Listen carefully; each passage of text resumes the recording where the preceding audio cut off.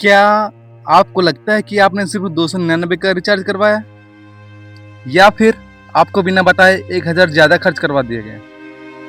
हाँ, 2026 में telecom company ने एक बार फिर से चाल चली है। नमस्कार दोस्तों, आप देख रहे हैं सोशल ट्रेंड न्यूज और आज हम आपसे बात करने वाले हैं उस सच्चाई की जो हर मोबाइल यूजर को पता होनी चाहिए। 2026 में टेलीकॉम कंपनियों ने एक ऐसा बदलाव किया है जो ऊपर से तो यूजर के फायदे जैसा लगता है, लेकिन अंदर से यह एक स्मार्ट बिजनेस गेम।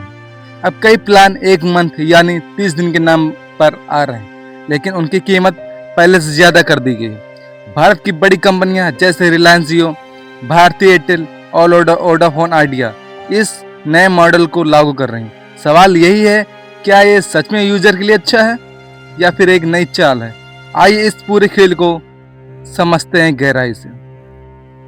पहले क्या था और अब क्या बदला? पहले दोस्तों ज्यादातर प्लान 28 दिन के होते थे। यूजर को हर 28 दिन में रिचार्ज करना पड़ता था और अब अप्रैल 2026 से कुछ प्लान एक मंथ यानी 30 दिन कर दिए गए हैं और 31 दिन, लेकिन उनकी कीमत पहले से ज्यादा कर दी गई।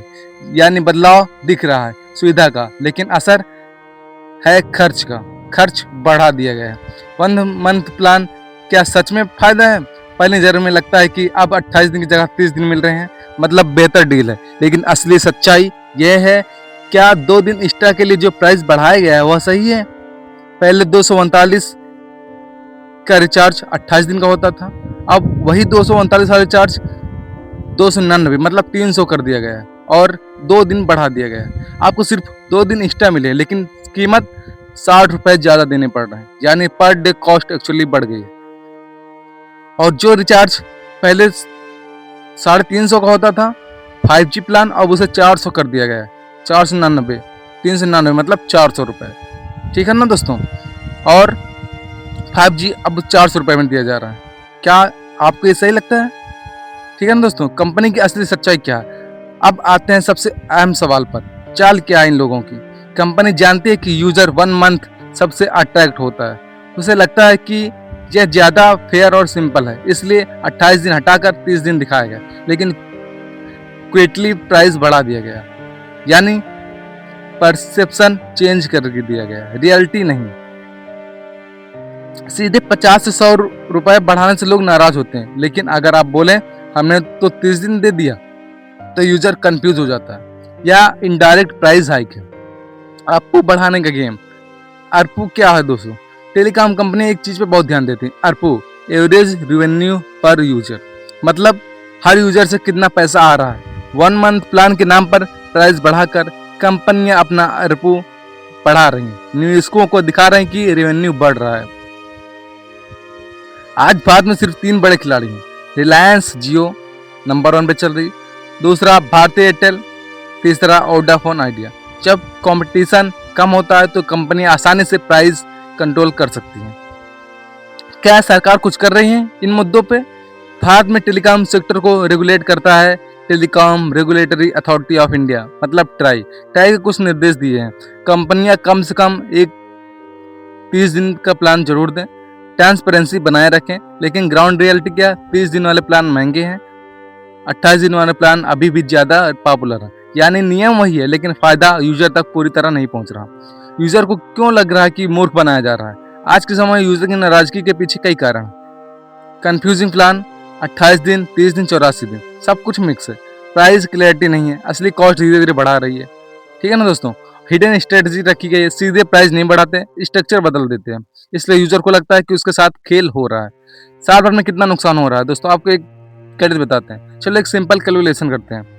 पहले 239 गुणे 13 करते हैं, 28 दिन साइकिल के हिसाब से 13 रिचार्ज करने पड़ते थे मन पूरे साल का, तो 3107 रुपए होता था पूरे एक वन का, वो एक ईयर का। ठीक है दोस्तों, अब क्या 299 कर दिया गया वही रिचार्ज, और अब 12 बार ही करना पड़ेगा, लेकिन 30 दिन की साइकिल कर दी गई है तो 12 बार करना पड़ेगा, तो उसको 299 गुणे 12 करते हैं तो 3588 रुपए, यानी डिफरेंस 481 रुपए एक्स्ट्रा हो रहा है। अगर डेटा प्लान बड़ा है तो फर्क 1000 भी हो सकता है, ठीक है ना दोस्तों? आपने देखा कि इन्होंने 30 दिन तो किया, लेकिन फायदा इन्हीं का है, क्योंकि 481 रुपए एक्स्ट्रा मिल रहे हैं और परसेप्शन भी चेंज कर दिया गया लोगों का। 28 दिन से 30 दिन कर दिया गया और इनको एक्स्ट्रा 481 रुपये एक्स्ट्रा फायदा हो रहा है। अगर जो बड़ा डेटा है रिचार्ज प्लान उस पर 1000 से ज़्यादा हो सकता है। ये है इन कंपनियों की चाल दोस्तों। कंपनियों का पक्ष भी समझते हैं, इनका कहना क्या है। अब सिर्फ यूजर की बात करना सही नहीं होगा, कंपनियों के भी कुछ वैलिड रीजंस हैं। 5G इन्वेस्टमेंट, 5G नेटवर्क लगाना बहुत महंगा है, ये कंपनियां कहती हैं। आज हर यूजर 2 से 3 GB प्रति डे इस्तेमाल कर रही हैं, ये कंपनियों का कहना है।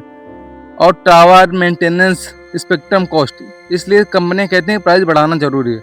भविष्य में क्या होगा, आने वाले समय में रिचार्ज और महंगे हो सकते हैं, OTT बंडल्स बढ़ सकते हैं, 5G प्रीमियम प्लान्स आ सकते हैं, यानी चीप इंटरनेट इरा धीरे धीरे खत्म हो सकता है।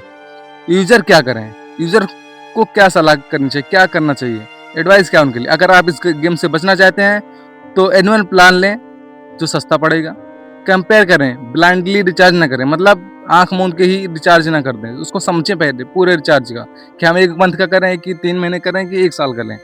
जरूरत के हिसाब से प्लान लें। ऑफर देखें, हिडन बेनिफिट्स मिल सकते हैं ऑफर के हिसाब से। तो निष्कर्ष क्या मिल सकता है दोस्तों, क्या मिल रहा है।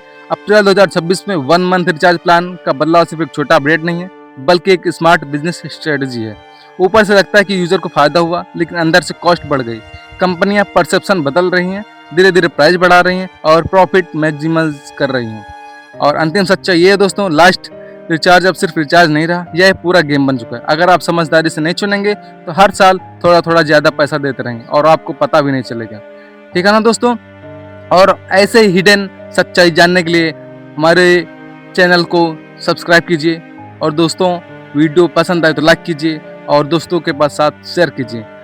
और अपना और अपनी फैमिली का ख्याल रखिए। मिलते हैं नेक्स्ट वीडियो में, तब तक के लिए बाय बाय। जय हिंद दोस्तों।